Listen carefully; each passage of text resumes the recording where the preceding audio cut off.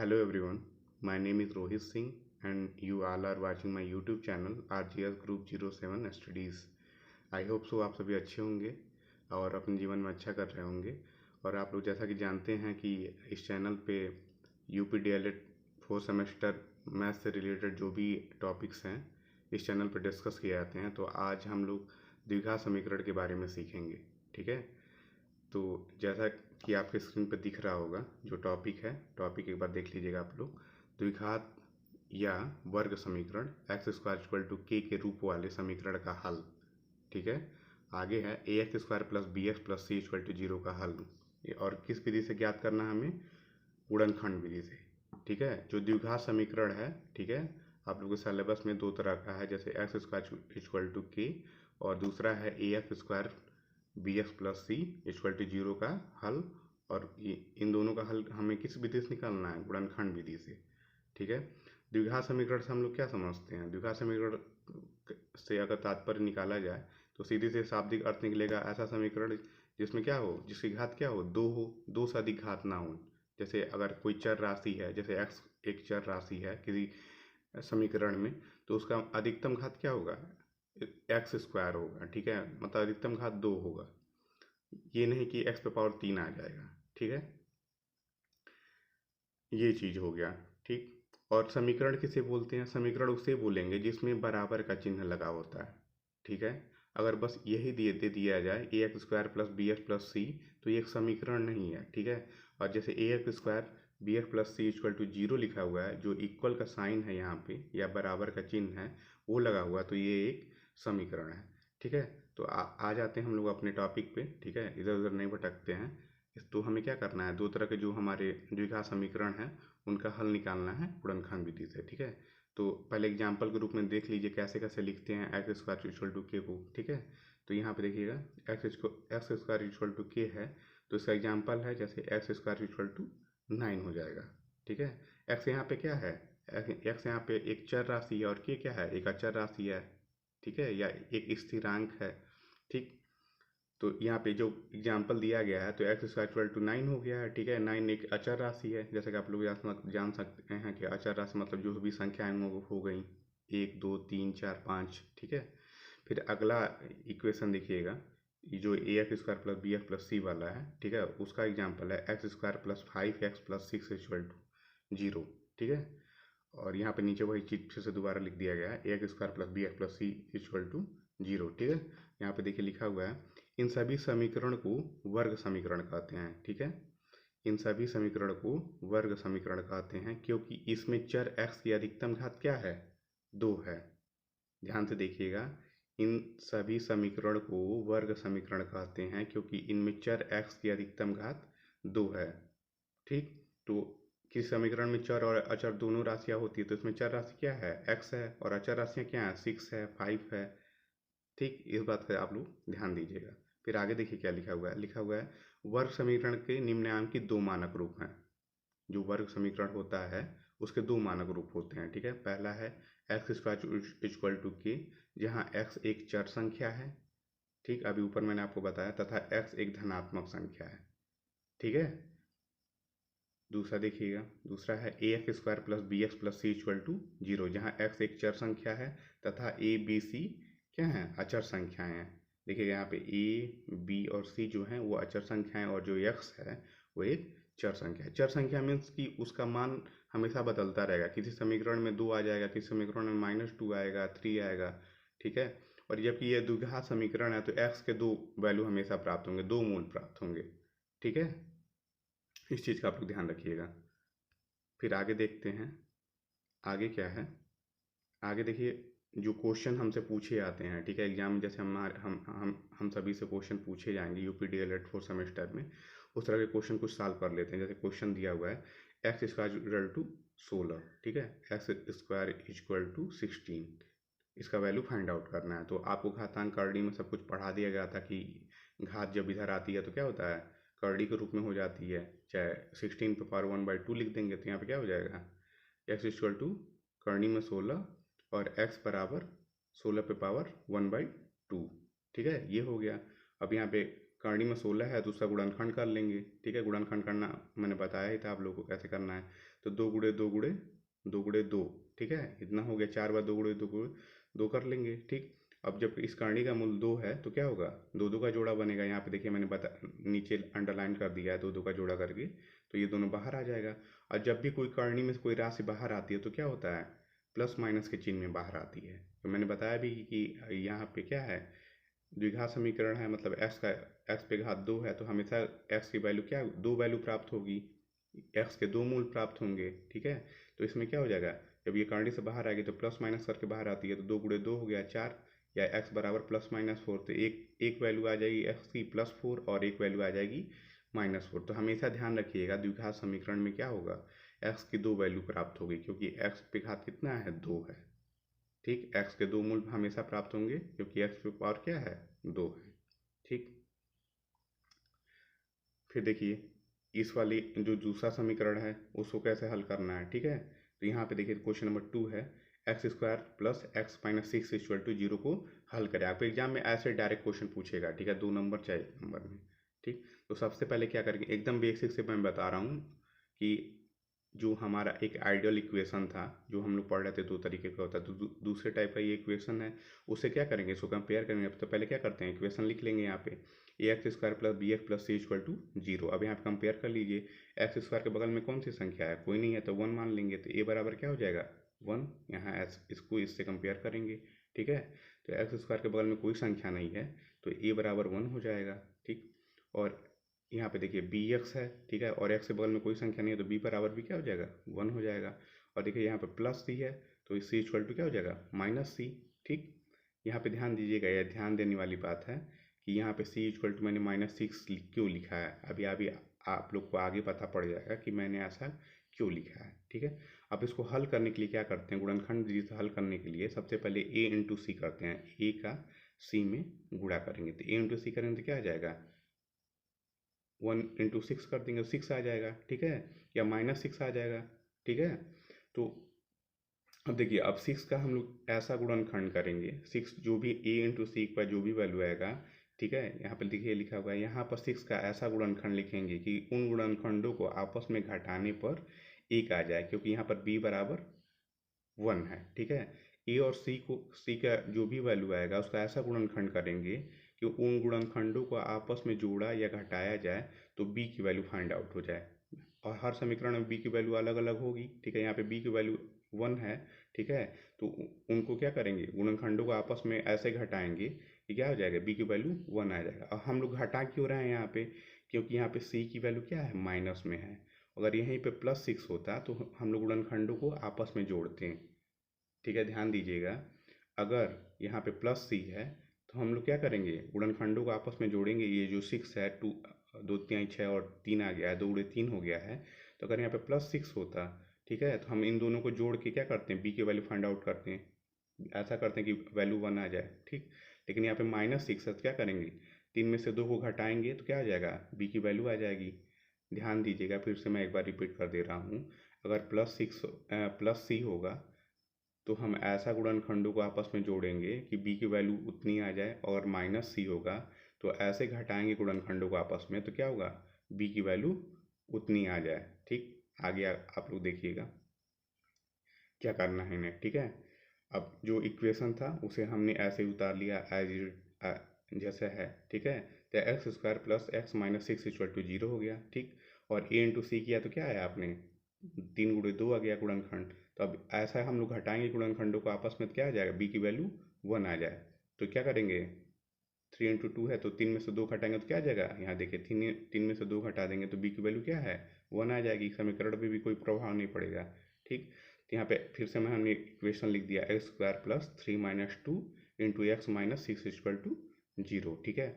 अब ये एक्स का गुणा अंदर कर दीजिए, आगे लिखिए, सिंप्लीफाई करिए, x square plus 3x minus 2x minus 6 equal to 0 हो गया, ठीक। अगला स्टेप देखिएगा, इसमें से क्या करेंगे, x कॉमन ले लेंगे इन दोनों में से, तो x कॉमन ले लेंगे तो क्या बचेगा, एक्स स्क्वायर में से x गया तो यहाँ x हो जाएगा, और 3x में से x गया तो 3 हो जाएगा, ठीक। और यहाँ पे क्या कॉमन लेंगे, -2 कॉमन ले लेंगे, ठीक है। तो -2x में से -2 गया तो क्या बचेगा, +x हो जाएगा, और इसमें -6 में से -2 कॉमन लेंगे तो क्या बचेगा, +3 हो जाएगा। ठीक, अब देखिए यहाँ पे दो जगह x+3 आ गया, तो एक ब्रैकेट में x+3 हो गया कॉमन लेके, और एक ब्रैकेट में क्या हो जाएगा x-2 इक्वल टू 0 हो जाएगा। ठीक है, अब यहाँ पे इन दोनों का क्या करेंगे, 0 से गुणना कर देंगे, 0 से तुलना कर देंगे। ठीक, और यहाँ पे एक चीज़ का ध्यान रखिएगा, अगर दो व्यंजकों का गुणनफल 0 है तो उसमें से किसी एक का वैल्यू हमेशा 0 होगा। ठीक है, अगर a into B equal to 0 है, अगर a into B equal to 0 है तो जरूर से अनिवार्य रूप से a या b का मान, किसी एक का मान 0 जरूर होगा। तो इसीलिए हम क्या करते हैं, यहाँ पे जो x+3 और x-2 इक्वल टू 0 है, इन दोनों का क्या करेंगे, 0 से तुलना कर देंगे, तो x+3 इक्वल टू 0 हो जाएगा। ठीक, तो x बराबर -3 आ गया, और x-2 इक्वल टू क्या होगा, 0 होगा। तो यहाँ पे x वैल्यू क्या आ जाएगी, 2 आ जाएगी। तो देखिए यहाँ पे x के दो वैल्यू फाइंड आउट हो गए, एक -3 और एक +2। ठीक है,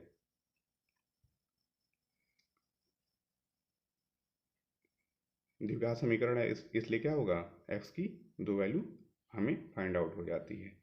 ठीक है, फिर अगला क्वेश्चन देखिएगा, क्वेश्चन नंबर 3 है।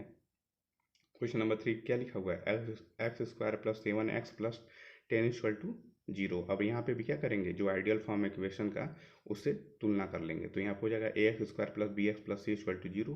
तो a इक्वल टू क्या हो जाएगा, 1 हो जाएगा। ठीक, क्योंकि x के बगल में, x² के बगल में कोई भी संख्या नहीं है तो 1 मान लेंगे। ठीक, bx इक्वल टू क्या हो जाएगा, b बराबर क्या हो जाएगा, 7 हो जाएगा, क्योंकि यहाँ पे x के बगल में क्या है, 7 है। ठीक, और c बराबर क्या हो जाएगा, 10 हो जाएगा।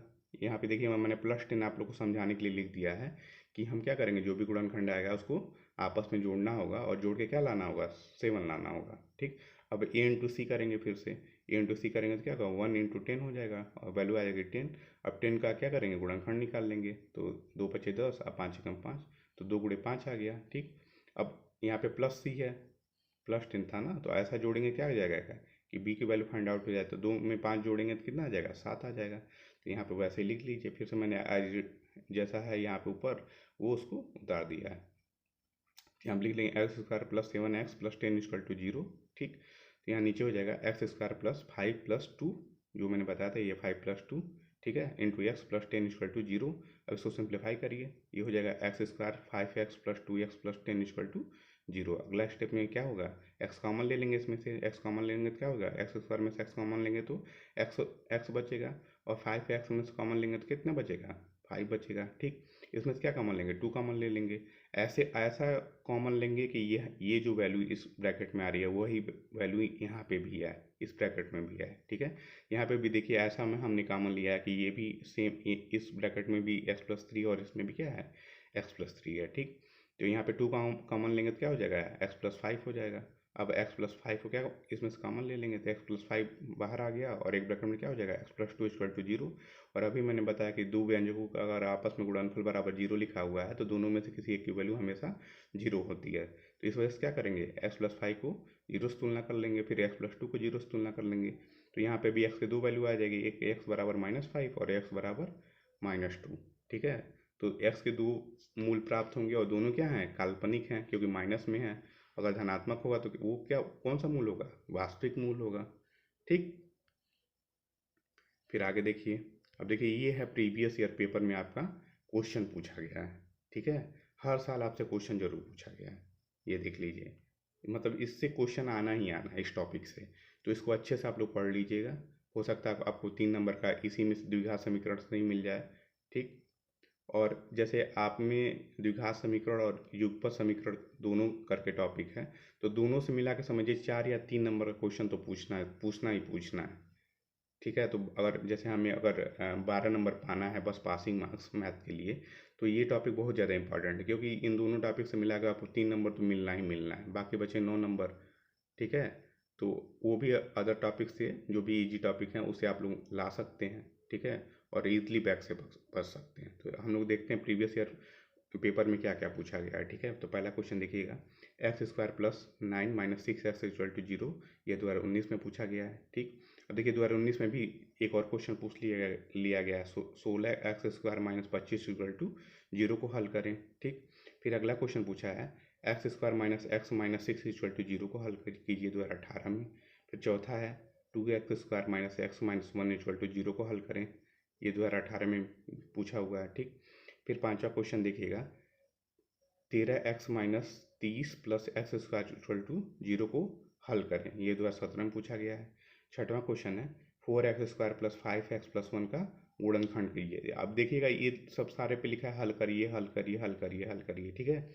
और ये सब 0 के बराबर मतलब दिया हुआ है। तो मैंने क्या बताया था कि समीकरण वही होगा जो जिसमें बराबर का साइन करके कुछ ना कुछ वैल्यू दिया हो। तो यहाँ पे बराबर करके क्या है, 0 है, 0 0, लेकिन यहाँ पे बस गुणनखंड पूछ रहा है, ठीक है। तो यहाँ पे हम बस इनका गुणनखंड करके ही छोड़ देंगे, 0 के बराबर मतलब उसकी तुलना नहीं करेंगे, ठीक है। 0 से तुलना नहीं करना है, बस जो वैल्यू आ जाती है ब्रैकेट में x+5 या x+3 जो ब्रैकेट में आती है वहीं पे करके छोड़ देना रहेगा, ठीक है। फिर 7वां क्वेश्चन देखिएगा, x square plus 7x plus 10 equal to 0 को हल करें, ठीक है। यहाँ पे भी बराबर का साइन है तो इसको भी क्या करेंगे, x की वैल्यू फाइंड आउट कर लेंगे।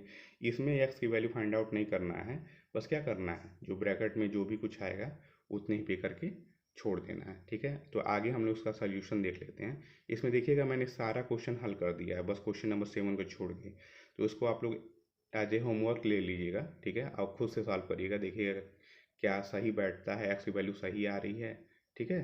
एक्स के 2 मूल प्राप्त हो रहे हैं कि इमेजिनरी है कि रियल हैं, कौन से मूल प्राप्त हो रहे हैं, ठीक। तो आगे देखते हैं क्वेश्चन नंबर 1 का सोल्यूशन क्या होगा। क्वेश्चन नंबर 1 का है कि x square plus 9 minus 6x equal to 0, ठीक है। और उसको क्या लिख सकते हैं, इसको आइडियल फॉर्म में क्या लिख सकते हैं एक्स स्क्वायर माइनस 6x को मैंने बीच में कर दिया प्लस 9 इक्वल टू 0, और यहाँ पे जो आइडियल फॉर्म है उससे क्या करेंगे, तुलना कर लेंगे।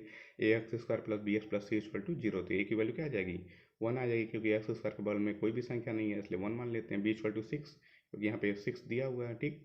और c इक्वल टू 9, ठीक है, ये चीज़ हो गया। अब a इंटू सी कर लेते हैं, a इंटू सी करेंगे क्या होगा, 1 इंटू 9 होगा तो 9 आ जाएगा वैल्यू। अब 9 का गुणनखंड कर लीजिए।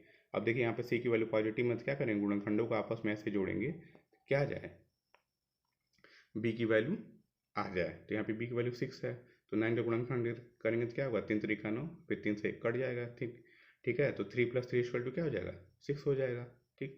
तो यहाँ पे मैंने फिर से इक्वेशन लिख दिया है, x square plus 9 minus 6 equal to 0, ठीक है। अब यहाँ पे फिर से वही आइडियल फॉर्म ये उतार दिया है, x square minus 6x plus 9 equal to 0। अब इसको क्या करेंगे, गुणनखंड के रूप में लिख लेंगे, एक्स स्क्वायर माइनस 3 प्लस 3, ये 3 प्लस 3 क्योंकि क्या है, b की वैल्यू क्या है 6 है, तो 3 प्लस 3 करेंगे तो क्या हो जाएगा, 6 आ जाएगा, ठीक। 3 प्लस 3 और into x plus 9 equal to 0। अब इसको सिंप्लीफाई करिए, एक्स स्क्वायर माइनस 3x, ये माइनस का साइन अंदर जाएगा तो माइनस 3x, ये एक्स अंदर जाएगा, फिर माइनस प्लस माइनस माइनस हो जाएगा, minus 3x plus 9 equal to 0। अब इसमें से x कॉमन ले लेंगे तो क्या आएगा, x और ब्रैकेट में x माइनस 3, यहाँ पे माइनस 3 कॉमन ले लेंगे तो क्या आ जाएगा, x माइनस 3 इस ब्रैकेट में भी इक्वल टू 0। अब देखिए x माइनस 3 दोनों में है तो x माइनस 3 कॉमन ले लेंगे और एक ब्रैकेट में क्या आ जाएगा, x माइनस 3, तो x की वैल्यू क्या आ जाएगी, यहाँ पे 3 आ जाएगी। अब ऐसा मत समझिएगा कि यहाँ पे x की वैल्यू बस एक ही आ रही है, 3 आ रही है, ठीक है। यहाँ पे दो आपका यहाँ पे बना हुआ है, दो गुणनखंड है, तो दोनों की वैल्यू क्या आ रही है, x की दो वास्तविक मूल है और दोनों की वैल्यू क्या है, 3 है, दोनों के मूल क्या होंगे, समान है, ठीक है। फिर अगला क्वेश्चन देखिएगा, अगला क्वेश्चन है 16x square minus 25 equal to 0, ठीक है। जो मैंने पहला वाला फॉर्म बताया था जो कि समीकरण का एक्स स्क्वायर इक्वल टू के वाला, ये उसी का रूप है, ठीक है। तो इसको कैसे सॉल्व करेंगे, 16x स्क्वायर इक्वल टू 25 हो गया, ठीक। अब एक्स स्क्वायर बराबर क्या हो जाएगा, 25/16 हो जाएगा, ये 16 इधर आ जाएगा तो भाग के रूप में हो जाएगा, और यहाँ पे जब ये स्क्वायर का जो साइन इधर आएगा तो क्या होगा, ये कर्णी के रूप में हो जाएगा, x बराबर कर्णी में 25/16, ठीक है। अब इसका गुणनखंड कर दीजिए, 5 गुणे 5 और 4 गुणे 4, तो क्या आ जाएगा बाहर, 5/4, यही इसका आंसर हो जाएगा। देखिए कितना सिंपल है, बस सिंप्लीफाई करना है और आपका आंसर आ जाएगा, और आराम से आपको 2 या 3 नंबर जो भी क्वेश्चन पूछा जाएगा जितने नंबर का वो आपको मिल जाएगा। अब देखिए क्वेश्चन नंबर 3 क्या है, क्वेश्चन नंबर 3 है हमारा x square minus x minus 6 equal to 0। अब से क्या करेंगे, आइडियल फॉर्म जो है उससे तुलना कर लेंगे, ए बराबर क्या आ जाएगा, 1 आ जाएगा, बी बराबर क्या आ जाएगा, 1 आ जाएगा, सी बराबर क्या आ जाएगा, 6 आ जाएगा, ठीक है। इससे तुलना किया हमने, a x square plus b x plus C equal to 0, तो ए बराबर 1 आ गया, बी बराबर 1 आ गया, सी बराबर 6 आ गया। फिर क्या करेंगे, ए इंटू सी करेंगे, तो ए इंटू सी करेंगे तो क्या आ जाएगा, ए की वैल्यू 1 है और सी की वैल्यू क्या है, 6 है, तो 1 इंटू 6 इक्वल टू 6 आ जाएगा, ठीक। अब 6 का गुणनखंड कर लीजिए, दो तिहाई 6 तीन एकम 3, ठीक है, 2 × 3 हो गया। और यहाँ पे बी की वैल्यू 1 है और सी की वैल्यू क्या है, पॉजिटिव में है या धनात्मक के रूप में, तो गुणनखंडों को आपस में ऐसा जोड़ेंगे कि क्या हो जाए, सॉरी यहाँ पे देखिएगा, सी की वैल्यू जो है वो माइनस में है। यहाँ पे ये जो मैंने यहाँ पे माइनस साइन नहीं लगाया है, लेकिन ये अंडरस्टूड है, यहाँ पे माइनस में है। तो गुणनखंडों को आपस में ऐसे घटाएंगे, क्या आ जाएगा, बी की वैल्यू 1 आ जाए तो 3 - 2 कर देंगे, ठीक। तो यहाँ पे वही हमने लिख लिया है, x² minus 3 - 2 bracket close into x - 6 equal to 0, ठीक है। यहाँ पे देखिएगा फिर क्या हो जाएगा, सिंप्लीफाई करने पे x² माइनस साइन अंदर गया तो क्या होगा, -3x, और माइनस माइनस फिर से प्लस हो गया तो +2x - 6 इक्वल टू 0। यहाँ पे क्या करेंगे, x कॉमन ले लेंगे तो x हो जाएगा, फिर ये ब्रैकेट में क्या हो जाएगा, x - 3 प्लस यहाँ पे 2 कॉमन ले लेंगे, ठीक है, तो x - 3 हो जाएगा इक्वल टू 0। अब दोनों में क्या है, x - 3 कॉमन है तो x - 3 कॉमन ले लिया और एक ब्रैकेट में क्या हो जाएगा, x + 2, ठीक।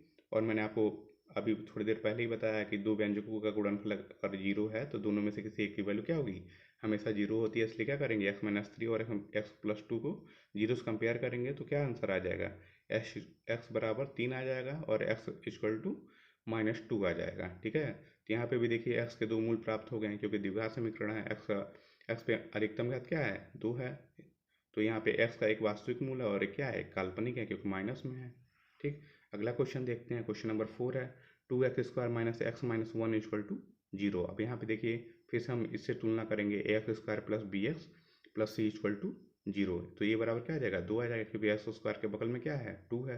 अब देखिएगा यहाँ b की वैल्यू 1 है क्योंकि x के बगल में क्या है, कोई संख्या नहीं है, इसलिए 1 मान लेते हैं, और c की वैल्यू क्या है, 1 है, और यहाँ पे देखिए c माइनस में है, ठीक है। तो क्या करेंगे, गुणनखंडों को आपस में ऐसे घटाएंगे, c की वैल्यू क्या आ जाए, b की वैल्यू क्या आ जाए, 1 आ जाए, ठीक। अब इसमें क्या कर लेंगे, a × c कर लेंगे, कर लेंगे तो 2 × 1 हो गया बराबर 2 आ गया, ठीक।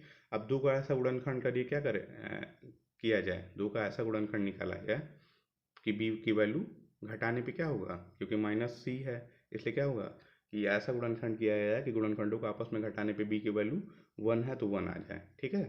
तो अब देखिए, अब 2 का गुणनखंड करेंगे तो 2 एकम 2 यही हो गया, ठीक है। तो 2 का गुणनखंड क्या हो जाएगा, 2 हो जाएगा और 1 हो जाएगा, ठीक है। तो 2 में से 1 घटा देंगे तो क्या हो जाएगा, b की वैल्यू 1 आ जाएगी। तो यहाँ पे वही हमने किया है कि 2x² - 2 - 1 into x - 1 equal to 0, ठीक है। अब इसको सिंप्लीफाई करिए, 2x² - 2x हो जाएगा, ये x अंदर गया और माइनस का गुणा हुआ -2x, और माइनस माइनस प्लस हो जाएगा तो +x हो जाएगा, ठीक है। -1 इक्वल टू 0, और इसमें से क्या करेंगे, 2x कॉमन ले लेंगे, 2x कॉमन ले लिया तो क्या होगा, x - 1 हो गया, इसमें से +1 कॉमन ले लेंगे तो क्या होगा, x - 1 इक्वल टू 0। यहाँ पे एक ब्रैकेट में क्या हो जाएगा, 2x + 1 और एक ब्रैकेट में x - 1, ठीक। और यहाँ पे अब तुलना कर लीजिए 0 से, 2x + 1 इक्वल टू 0 या x बराबर -1/2, और फिर यहाँ पे x - 1 को 0 से तुलना किया तो x बराबर 1। तो यहाँ पे भी क्या हो गया, x के दो मूल प्राप्त हो गए हैं, एक काल्पनिक है, x बराबर माइनस में है -1/2, और एक वास्तविक है क्योंकि x बराबर क्या है, 1 है। फिर अगला क्वेश्चन देख लेते हैं, ठीक। अगला क्वेश्चन देखिएगा, क्वेश्चन नंबर 5 है, 13x - 30 + x² इक्वल टू 0, ठीक है। अब इसको क्या लिख सकते हैं, इसको आइडियल फॉर्म में लिखने के लिए x² प्लस, ठीक है, 13x, ठीक है, ये x² को यहाँ पे ला दिया, फिर ये 13x यहाँ आ गया और -30 इक्वल टू 0। बस तुलना करने के लिए मैंने ऐसा लिख दिया है, और आप लोग एकदम जब कई बार सॉल्व करेंगे, एक्सपर्ट हो जाएंगे, तो इसको लिखने की कोई ज़रूरत नहीं है, आप सीधे यहाँ से कंपेयर कर लीजिएगा, a की वैल्यू लिख लीजिएगा, b की वैल्यू लिख लीजिएगा, c की वैल्यू लिख के कंपेयर कर लीजिएगा, ठीक है, a × c कर लीजिएगा। तो यहाँ पे देखिए क्या हो गया कि x² + 13x - 30 इक्वल टू 0, और यहाँ पे क्या हो जाएगा, ax² + bx + c equal to 0 हो गया। तो a की वैल्यू यहाँ क्या हो जाएगी, 1 हो जाएगी, b की वैल्यू 13 हो जाएगी, c की वैल्यू 30 हो जाएगी, ठीक। अब a × c कर लेंगे, 1 × 30 किया तो कितना आ जाएगा, 30 आएगा। 30 का आप क्या करेंगे, गुणनखंड कर लेंगे। यहाँ देखिए गुणनखंड मैंने कर दिया है कि 30 में भागा देंगे 2 का तो कितना आ जाएगा, 15 आ जाएगा, 3 × 5 = 15, फिर 5 × 5, तो 2 × 3 × 5। अब यहाँ पे क्या है, जो c की वैल्यू है वो क्या है, माइनस में है, तो गुणनखंडों को आपस में ऐसे जोड़ेंगे कि b की वैल्यू 13 आ जाए। तो यहाँ पे क्या करेंगे, 5 × 15 एक साइड में और -2 कर देंगे तो कितना आ जाएगा, 13 आ जाएगा। ध्यान से देख लीजिएगा, 5 × 15, ठीक है, और -2 कर देंगे तो 13 वैल्यू आ जा रहा है, क्योंकि b की वैल्यू क्या है 13 है। अब इसको यहाँ पे लिख लीजिए, x² प्लस 15 - 2 गुणे x माइनस 30 बराबर 0। ठीक है,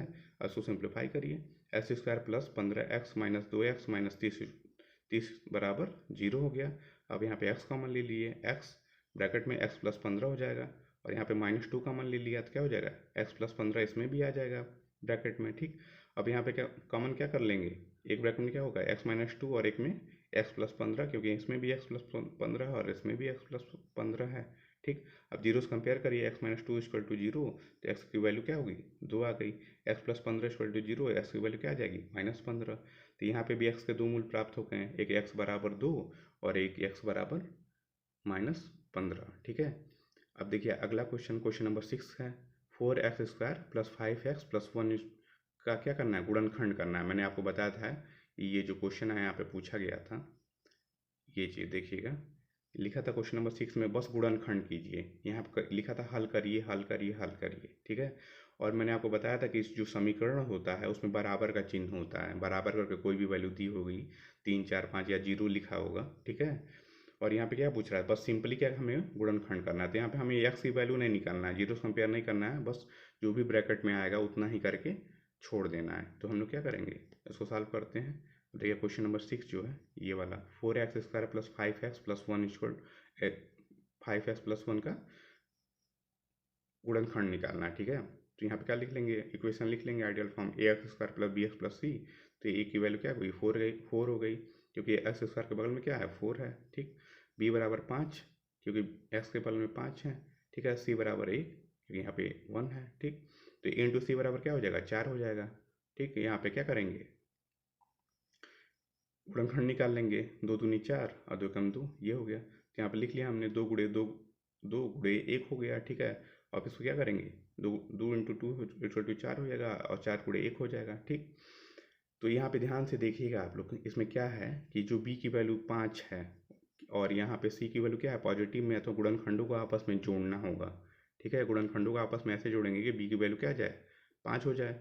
ठीक, तो यहाँ पर हम लोग क्या करेंगे 4 गुणे 1 करेंगे, क्योंकि तभी आ सकता है, क्योंकि अगर 2 गुणे 2 ही बस कर दिया हमने तो 4 ही हो जाएगा। लेकिन यहाँ पे क्या करेंगे 4 का गुणा 1 में करेंगे तो क्या होगा 4 प्लस 1 करेंगे तो क्या आ जाएगा 5 आ जाएगा। इसलिए यहाँ पे क्या लिखेंगे 4x² plus 4 plus 1 into x plus 1। ठीक है, इसको सिंप्लीफाई कर लीजिए, 4x² plus 4x plus x plus 1 हो जाएगा। ठीक है, इसमें 4x कॉमन ले लिया तो एक ब्रैकेट में x प्लस 1 है, यहाँ पे प्लस 1 कॉमन ले लिया तो एक ब्रैकेट में फिर से x प्लस 1, तो एक ब्रैकेट में क्या हो जाएगा 4x प्लस 1 और फिर एक ब्रैकेट में x प्लस 1। इतना ही करके छोड़ देना, क्योंकि हमें गुणनखंड निकालना है। इन दोनों को जब आपस में आप गुणा करेंगे तो यही वैल्यू फिर से प्राप्त हो जाएगी। ठीक है, गुणनखंडों का जब आपस में गुणा किया जाता है तो क्या होता है, जो मूल संख्या होती है वही प्राप्त हो जाती है। जैसे 4 है, अगर उसको गुणनखंड किया जाए 2 गुणे 1 आएगा। ठीक है, तो उसमें क्या होगा 2 दूनी 4 ही आ जाएगा, वही संख्या आ जाएगी। इसी तरह से इन गुणनखंडों का आपस में गुणा करेंगे तो ये वैल्यू फाइंड आउट हो जाएगी। देखिए टोटल 7 क्वेश्चन पूछे हुए थे एग्जाम में, तो मैंने 6 क्वेश्चन क्या किए हल करा दिए हैं। ये क्वेश्चन नंबर जो 7 है ये आप लोग स्वयं से हल करिएगा और देखिएगा कि एक्स वैल्यू क्या आती है, कितने मूल आते हैं। जैसा कि मैंने बता दिया है कि द्विघात समीकरण है तो क्या होगा एक्स के 2 मूल आएंगे, वास्तविक मूल आ सकता है या काल्पनिक मूल आ सकता है। ठीक है, तो इस तरह से ये जो द्विघात समीकरण का जो टॉपिक है ये बहुत ज़्यादा इम्पॉर्टेंट है, क्योंकि देखिए इसमें क्वेश्चन हमेशा 2 क्वेश्चन पूछा हुआ है एक ही साल में। ठीक है, तो मे भी हो सकता है कि 3 नंबर का क्वेश्चन पूछ ले या 2 नंबर का क्वेश्चन पूछ ले। ठीक है, और 12 नंबर पानी में 3 नंबर की इम्पोर्टेंस आप समझ ही सकते हो। ठीक है, बैक से बचने के लिए बहुत ही ज़रूरी है यह टॉपिक। इसके बाद से आप लोग को युगपत समीकरण पढ़ा दिया जाएगा और इन दोनों से मिला के 3 नंबर तो फिक्स है। इन दोनों टॉपिक से द्विघात समीकरण और युगपत समीकरण से मिला के 3 नंबर का क्वेश्चन फिक्स है आपके एग्जाम में आना। ठीक है, तो इसको ध्यान से आप लोग पढ़ लीजिएगा। मिलते हैं नेक्स्ट वीडियो में, आप सभी का बहुत बहुत धन्यवाद।